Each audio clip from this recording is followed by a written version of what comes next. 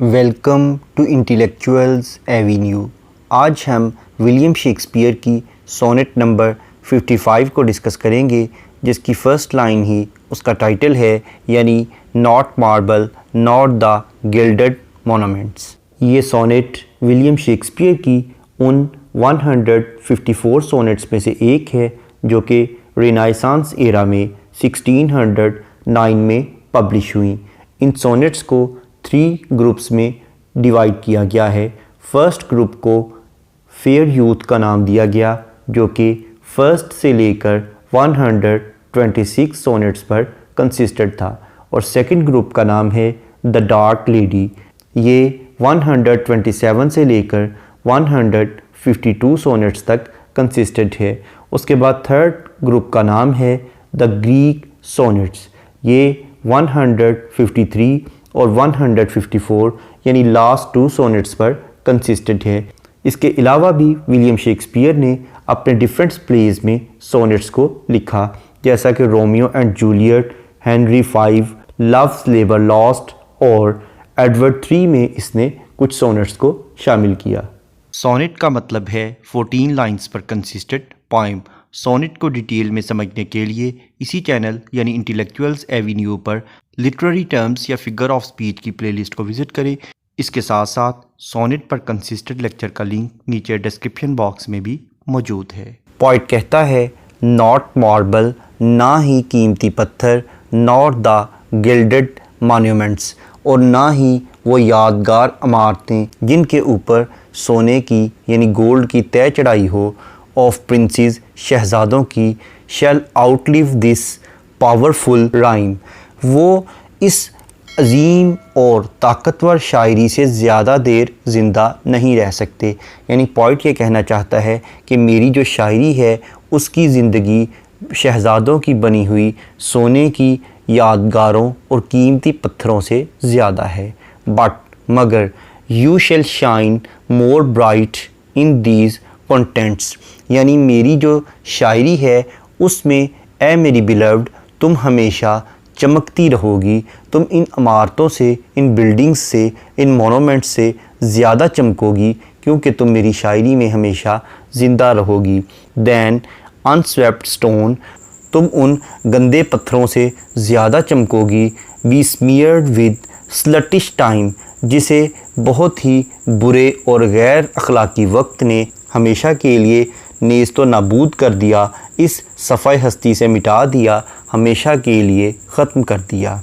यानी ये जितने भी कीमती पत्थर थे, जितनी भी इमारत थीं, वक्त गुज़रने के साथ साथ ये ख़त्म हो गई। लेकिन ए मेरी बिलव्ड, ए मेरी महबूबा, तुम हमेशा मेरी शायरी में ज़िंदा रहोगी, इसलिए तुम्हारी उम्र इन तमाम चीज़ों से ज़्यादा है। When wasteful war shall statues overturn, जब इस फजूल किस्म की हर चीज़ को तबाह कर देने वाली जंग तमाम मुजस्समों को ख़त्म कर देगी, उन्हें तबाह कर देगी।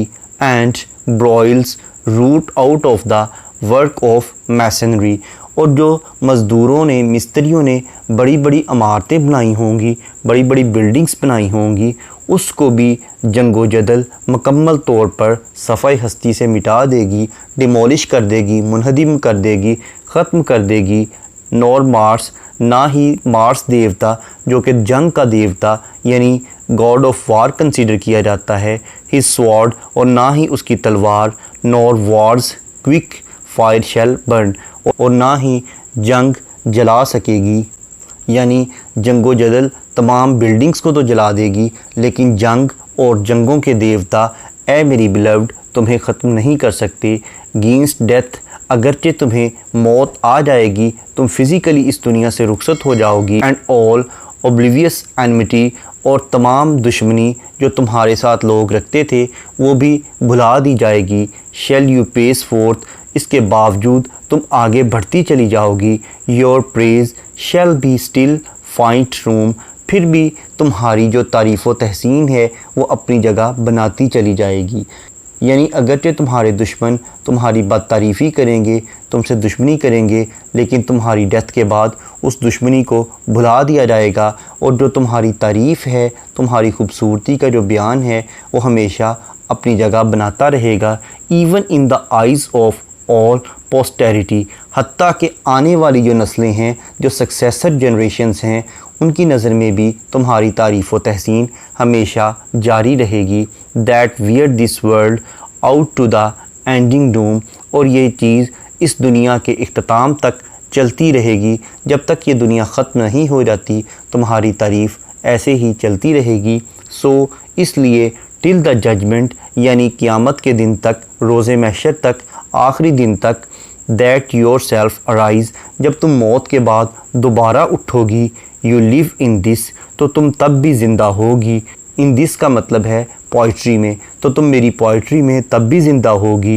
And dwell in lovers eyes, और अपने आशिकों की, अपने मुहिब्बीन की, अपने प्यार करने वालों की आँखों में हमेशा ज़िंदा रहोगी।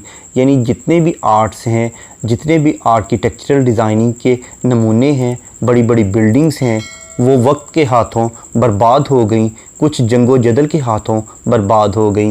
लेकिन ए मेरी बिलव्ड, तुम हमेशा मेरी शायरी में और आशिक की आँखों और उसके दिल में ज़िंदा रहोगी। इस पोइम का इंट्रोडक्शन, ग्लॉसरी, ट्रांसलेशन और एक्सप्लेनेशन को देखने के बाद अब हम आते हैं इस पोइम में यूज़ होने वाली लिटरेरी टर्म्स या फिगर ऑफ स्पीच की जानिब। सबसे पहले हम देखते हैं मीटर।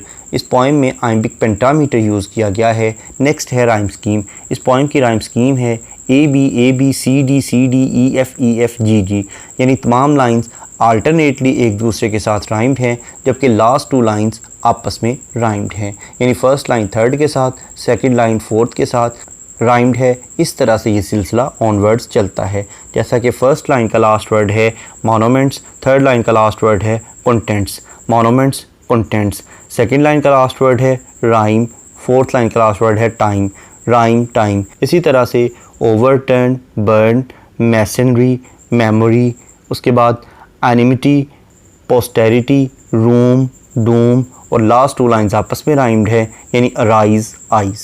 नेक्स्ट है एंजॉयमेंट। एंजॉयमेंट का मतलब है कि अगर किसी लाइन को पढ़ने के बाद उसकी प्रॉपर अंडरस्टैंडिंग डेवलप ना हो, बल्कि इसके लिए नेक्स्ट लाइन की सपोर्ट की ज़रूरत हो, तो ऐसी लाइन को रन ऑन लाइन कहते हैं और इस टेक्निक को एंजॉयमेंट कहते हैं। इसके बरक्स अगर किसी लाइन को पढ़ने के बाद उसकी प्रॉपर अंडरस्टैंडिंग डेवलप हो जाए तो ऐसी लाइन को एंड स्टॉप लाइन कहते हैं। हम आते हैं वापस एंजॉयमेंट की जानिब। जैसा कि इस पोइम की लाइन नंबर 1 में पोइट कहता है, not marble not the gilded monuments, यानी ना ही पत्थर और ना ही सोने की तय चढ़ी हुई यादगारें अब ये क्या नहीं कर सकती, वो लाइन नंबर 2 में बयान करता है। ऑफ प्रिंसेस, शहज़ादों की, शैल आउटलिव दिस पावरफुल राइम, उनकी ज़िंदगी मेरी शायरी से ज़्यादा नहीं है। नेक्स्ट है जक्स्टापोजिशन। जक्स्टापोजिशन का मतलब है दो अपोजिट चीज़ों का बयान करना। जैसा कि लाइन नंबर 1 और 2 को अगर हम देखें तो एक तरफ तो बड़ी बड़ी बिल्डिंग्स का, मोनूमेंट्स का जिक्र करता है और दूसरी तरफ वो अपनी राइम का जिक्र करता है, यानी अपनी पोइट्री का जिक्र करता है। नेक्स्ट है अपोस्ट्रोफी। अपोस्ट्रोफी का मतलब है कि अगर पोइट किसी को एड्रेस करे यानी मुखातब करे तो उसे अपोस्ट्रोफी कहते हैं। जैसा कि लाइन नंबर 3 में वो अपनी बिलव्ड को एड्रेस करते हुए कहता है, but you shall shine more bright in these contents. Next है पर्सोनिफिकेशन। पर्सोनिफिकेशन का मतलब है to give human traits to the non living things, यानी बेजान चीज़ों को जानदारों की खसूसियत अता कर देना। जैसा कि लाइन नंबर 4 में वो कहता है, then unswept stone besmeared with sluttish time, यानी वो जो टाइम है उसको पर्सोनीफाई करते हुए कहता है कि उसने उन पत्थरों को नेस्त व नाबूद कर दिया।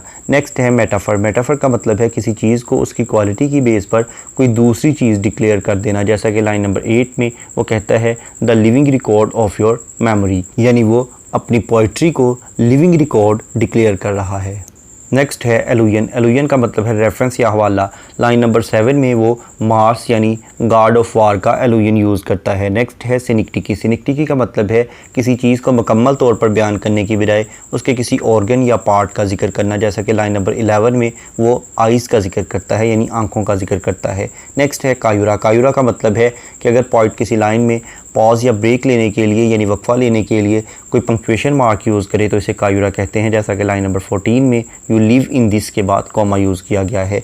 नेक्स्ट है एलिट्रेशन। एलिट्रेशन का मतलब है बिगनिंग ऑफ 2 और more than 2 words in the same line with the same letter और साउंड, यानी एक ही लाइन में 2 या 2 से ज़्यादा अल्फाज का एक ही हरफ या एक ही आवाज़ से शुरू होना।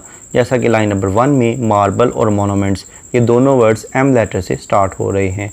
उसके बाद लाइन नंबर 1 में again not, nor, line number 2 में प्रिंसेस पावरफुल, लाइन नंबर 3 में शेल शाइन, लाइन नंबर 3 में अगेन बट ब्राइट। नेक्स्ट है कॉन्सोनेंट्स। कॉन्सोनेंट्स का मतलब है use of same consonant letter in the different words of the same line, यानी एक ही line के मुख्तलिफ अल्फाज में एक ही कॉन्सोनेंट लेटर का इस्तेमाल करना, जैसा कि लाइन नंबर 2 में शेल पावरफुल, इन दोनों वर्ड्स के एंड पर एल लेटर यूज़ हुआ है जो कि कॉन्सोनेंट लेटर है। उसके बाद लाइन नंबर 3 में but bright, contents line number 6 में, रूट आउट लाइन नंबर 7 में, नॉर मार्स फायर बर्न।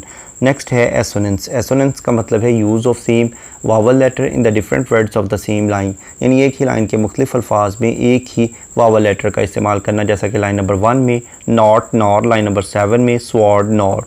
इसके अलावा पोएट ने इमेजेस भी यूज़ किए हैं, जैसा कि marble, gilded monuments of princess, contents, unswept stone, Mars, room, eyes, Doom. इसके अलावा अगर हम इस पोइम के थीम को देखें तो इसमें यूनिवर्सलिटी ऑफ पोइट्री और लिटरेचर का जिक्र किया गया है कि हर चीज़ ख़त्म हो सकती है, लेकिन आर्ट और लिटरेचर ऐसी चीज़ें हैं जो कभी ख़त्म नहीं हो सकती। इसके अलावा ब्यूटी भी एक यूनिवर्सल चीज़ है, इसको भी कभी ज़वाल या डिके नहीं आ सकता। यहाँ पर यह पोइम ख़त्म हुई। विलियम शेक्सपियर की दीगर पोइम्स और सोनेट्स को डिटेल में समझने के लिए इसी चैनल यानी इंटेलेक्चुअल्स एवेन्यू पर विलियम शेक्सपियर की प्लेलिस्ट को विज़िट करें। इसके अलावा जिन लिटरेरी टर्म्स का जिक्र इस पोइम में किया गया है, उन तमाम टर्म्स को डिटेल में समझने के लिए इसी चैनल पर लिटरेरी टर्म्स की प्लेलिस्ट को विज़िट करें। इन दोनों प्लेलिस्ट्स का लिंक नीचे डिस्क्रिप्शन बॉक्स में मौजूद है। Thank you for attending this lecture.